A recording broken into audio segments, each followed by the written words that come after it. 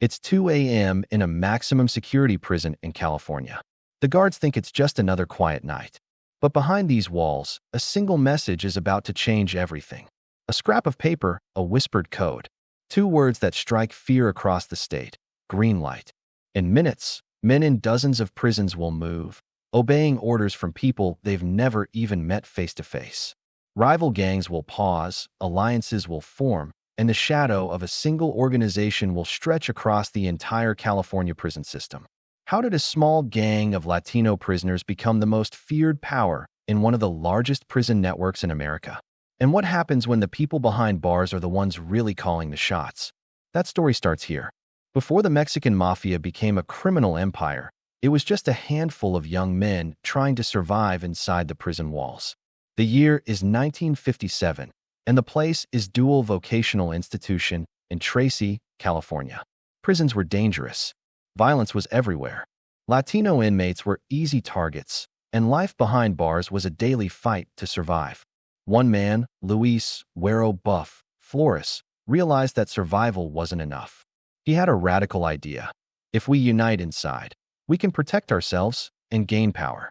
That idea sparked the birth of La Eme, the Mexican Mafia. What started as self-protection slowly became something else, an organized, disciplined network that could influence life outside the prison walls. By the 1970s and 80s, La Eme had developed a system. Discipline. Orders followed without question. Taxes. Street gangs paid a percentage of their profits to the gang. Unity. Rival gangs suddenly worked together under a single authority. Suddenly, even prisons with high security couldn't contain them. And then came the moment that changed everything. The moment of the green light. The moment the words "green light" were written, the Mexican Mafia's plan went into motion. It wasn't just a signal. It was a command that rippled across prisons from San Quentin to Folsom, from Pelican Bay to smaller county jails. Inmates who had spent years in isolation suddenly became part of a network far bigger than themselves. They memorized orders, carried messages, and made sure every gang, every yard, and every neighborhood outside prison walls knew what was happening. And it worked. Within hours, rival gangs who had fought each other for decades were cooperating. Street-level operations, controlled indirectly by men behind bars, were reorganized. Some gang leaders outside prison hesitated, unsure if they should obey. But the Mexican Mafia's reputation left no room for hesitation. Even prison officials were caught off guard. They thought isolating high-ranking members in maximum security would cut off communication. Instead, it concentrated the masterminds in one place. From that single cell, a handful of men were now controlling thousands. They weren't just surviving, they were ruling. But this power wasn't just about intimidation. It was calculated. Every message, every decision was designed to expand influence, increase loyalty, and keep the network organized. They created a system, a hierarchy, a chain of command, and rules that were never broken. Orders included who to trust, who to avoid, and even how street gangs should manage their operations. Members followed them not because they wanted to, but because the consequences of disobedience were well known and feared. The green light wasn't just a warning, it was proof of their reach. And yet, behind the walls, there were still challenges. Not everyone agreed. Some resisted, thinking the old rivalries were too deep to erase. Others wanted to test the limits of this power. But La Eme had a secret weapon: patience. They understood that true control wasn't enforced by chaos or violence. It was maintained through careful strategy, loyalty, and fear. As California slept, the network was growing stronger, more organized, and more untouchable than ever. What had started as a small prison alliance had become an empire operating from inside the walls, guiding actions outside in the streets, and shaping the lives of countless people without them even realizing it. And yet, this was only the beginning. Because while the green light had proven their power, it also painted a target on them. Every action they took now attracted attention, from law enforcement, from rival gangs, and even from men inside who wanted their own piece of the empire. The question now was, could the Mexican Mafia sustain this unprecedented control, or would their empire begin to crumble under the weight of its own power? The story of La Eme wasn't just about survival. It was about strategy, influence, and the dangerous game of ruling an empire behind bars. And in the shadows of California's prisons, the next moves were already being planned. The green light had proven one thing. La Eme could control the streets without ever leaving their cells. But controlling thousands of people across dozens of prisons and neighborhoods was not easy. It required strategy, patience, and an unbreakable chain of loyalty. By the mid-1980s, the Mexican Mafia had begun reaching beyond prison walls in a way no one had seen before. Street gangs in Southern California, some bitter rivals, were now taxed for protection. Every payday, a percentage of money from illegal operations, gambling, drug sales, and even small businesses was funneled back to La Eme. It was a silent empire. The people on the streets rarely saw the bosses who controlled it, but they felt the influence in every corner of their lives. Orders were enforced not by the mafia themselves, but by loyal gang members who obeyed the rules without question. This control was ruthless, calculated, and efficient, but it also required constant attention. Messages had to travel from prison to prison, sometimes taking weeks. Miscommunication could spark chaos. Betrayal could cost lives. And betrayal was already lurking. Inside Pelican Bay, one ambitious member began questioning the orders. He wondered if he could gain more power by going his own way. Another saw an opportunity to settle old scores under the guise of loyalty. Tensions inside the empire were rising, and California's prisons were like pressure cookers ready to explode. Even small missteps could trigger violent conflicts between gangs that La Eme had painstakingly united. Meanwhile, outside prison walls, law enforcement was starting to notice patterns. Street operations seemed coordinated, almost too organized for independent gangs. Investigators began piecing together the puzzle, a network with its roots in prison, a shadow empire influencing life in cities and neighborhoods far beyond the walls. The Mexican Mafia had grown powerful, but power always attracts attention. By the early 1990s, La Eme's leaders faced a choice: consolidate their empire quietly or expand aggressively and risk everything. They chose expansion. This decision led to bigger profits, bigger influence, and bigger risks. Every order now carried weight not just inside prison, but across the state. One wrong move could start a chain reaction, betrayal, retaliation, even war within the ranks. And it was only a matter of time before the first cracks began to show. Because even an empire built on fear, discipline, and loyalty is vulnerable, and when internal conflict strikes, no prison wall can stop it. By the early 1990s, the Mexican Mafia had become a shadow empire, controlling gangs across California, directing operations from behind bars, and inspiring fear in the streets. But even the most disciplined organizations have weak points, and La Eme's was about to be exposed. Inside Pelican Bay, one ambitious member named Ramon Little Mouse Sanchez began quietly questioning the hierarchy. He was smart, observant, and impatient. While the older leaders were focused on long-term strategy, Ramon saw opportunity. He believed he could climb higher in the ranks, or even take control, by bending the rules. Ramon began secretly passing messages to street gangs without authorization, giving them instructions that conflicted with official La Eme orders. At first, it seemed minor, small deviations that went unnoticed. But small deviations quickly became dangerous. Word eventually reached the top leaders. For the first time, they realized that their system, built on absolute loyalty, was vulnerable from within. The consequences were immediate. Orders were issued to investigate, monitor, and confront the traitor. Trust, once assumed, was no longer guaranteed. Suspicion spread among members, and rivalries that had been held in check for decades began to bubble to the surface. Outside prison walls, gangs started receiving conflicting instructions. Tensions escalated. One misinterpreted order led to a confrontation between two previously allied gangs. Chaos was no longer a threat, it was a reality. The Mexican Mafia had built an empire on fear and loyalty, but now the empire itself was showing cracks. And yet, the leaders remained calm. Their strategy was clear: contain the betrayal, eliminate uncertainty, and reassert control before the situation spiraled out of hand. But in a world where every word could be a weapon, every action could spark retaliation. In the middle of this turmoil, the Mexican Mafia faced a shocking realization. The enemy wasn't just outside the walls. It was inside the empire itself. One decision, one misstep, could bring the entire network to its knees. And as the leaders plotted their next move, the question hung in the air. Who could they trust? And who would be the next to break the code? The first betrayal had done what few outsiders could. It shook the Mexican Mafia from within. Prison yards that had once operated under strict order now buzzed with tension. Loyalty was questioned. Alliances wavered. Every whispered conversation was now a potential threat. Outside the walls, street gangs felt the ripple. Orders that once came like clockwork were now confusing, contradictory, or delayed. Some gangs followed Ramon Little Mouse Sanchez's secret instructions, thinking they were sanctioned. Others stayed loyal to the original hierarchy. The result? Chaos. Minor confrontations exploded into full-scale fights between rival crews. Trucks carrying supplies were intercepted. Safe houses became dangerous. Even low-level operatives started questioning whether the empire they had served so faithfully could survive. Inside Pelican Bay, the leaders convened. They couldn't act openly. They were prisoners, confined by guards and regulations.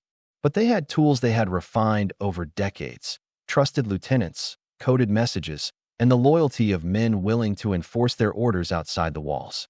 Their plan was simple but risky: root out the traitors, restore order, and reassert control before the chaos spread beyond repair.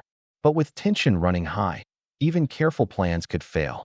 One misstep, a misread message, a delayed response, a gang interpreting orders wrongly, could ignite a chain reaction of violence that would be impossible to contain. And that's exactly what happened. A miscommunicated instruction led to a clash between two street crews. It wasn't deadly yet, but it sent a clear message: the empire could be challenged. Whispers of doubt began circulating. Who was truly loyal? Who was a traitor? The Mexican Mafia had built an empire on fear and discipline. But now, fear alone wasn't enough. They needed to prove their authority, remind everyone why disobedience had consequences, and reclaim control, without drawing attention from law enforcement. It was a high-stakes game of chess played behind bars and across city streets. Every move was calculated, every messenger scrutinized, and every alliance tested. And in the shadows of this chaos, a new question emerged. Could the empire survive a betrayal from within, or would this be the beginning of the end for the Mexican Mafia's reign? The walls of California's prisons held more than men. They held a fragile empire teetering on the edge of collapse. The empire was fracturing. Confusion and betrayal had spread like wildfire. But the Mexican Mafia was not a group to surrender easily. They had survived decades behind bars, and their leaders knew how to strike with precision, even from the confines of a prison cell. Inside Pelican Bay, the top leaders called quiet meetings with their most trusted lieutenants. Every detail was analyzed. Every messenger was questioned. Every possible outcome considered. The goal was clear: restore order, punish the traitors, and remind the network who truly ruled. Outside prison walls, loyal street operatives began enforcing the leaders' instructions.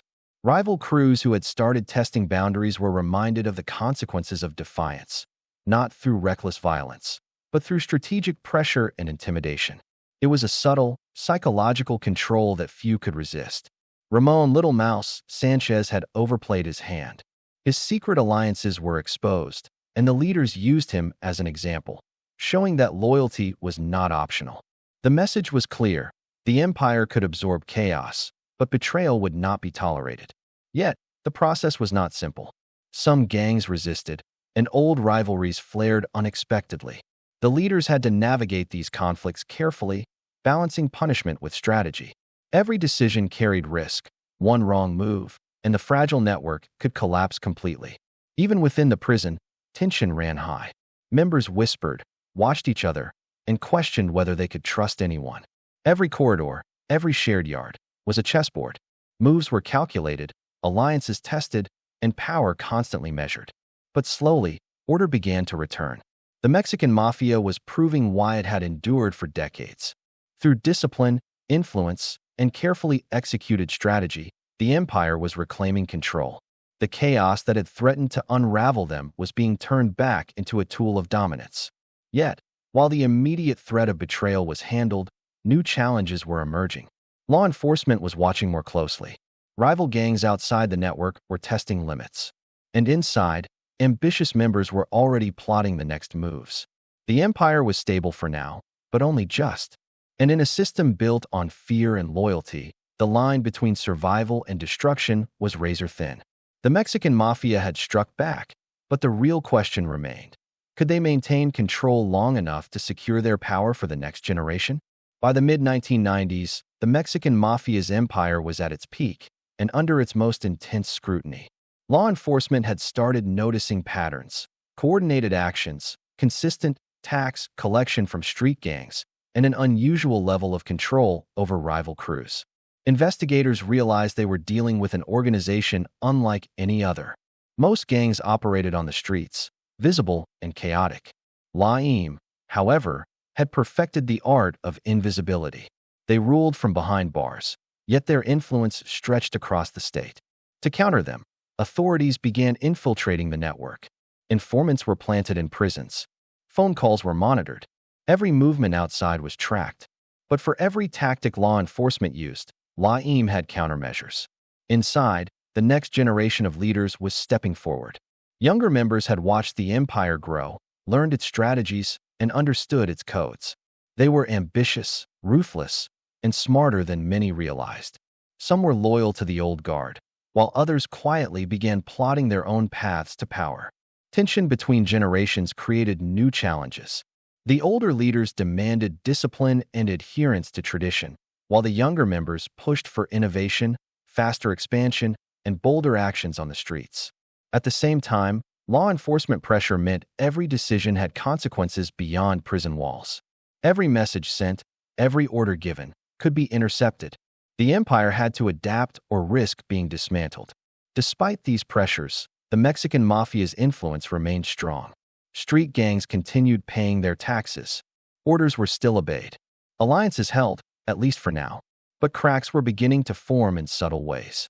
A whispered doubt here, a misinterpreted instruction there, small challenges that hinted at larger conflicts to come. The question was no longer just about survival. It was about legacy. Could La Eme maintain control in a world where law enforcement, ambitious younger members, and rival gangs were all testing the limits? Or was this empire finally approaching a tipping point? The stage was set. The next moves would decide whether La Eme remained untouchable or if decades of power could crumble in a single misstep. By the late 1990s, the Mexican Mafia empire was facing pressure from all sides. Law enforcement was closing in. New prison policies limited communication, and ambitious younger members were challenging the old guard. For the first time in decades, the empire's stability was in question. Inside the prisons, whispers of betrayal grew louder. Some younger members believed the old leadership was holding the organization back. They wanted faster expansion, bolder moves, and more influence over street-level operations. Others remained loyal, fearful of the consequences of disobedience, but still uneasy about the growing ambition around them. Outside, law enforcement had stepped up dramatically. Federal and state agencies were coordinating, monitoring suspected La Eme operations, and planting informants in strategic positions. They understood that taking down a leader in prison wasn't enough. The network's reach was far beyond the walls. At the same time, rival gangs sensed opportunity. With small cracks appearing in the Mexican Mafia's network, they tested boundaries, attempted to ignore directives, and sometimes even challenged orders.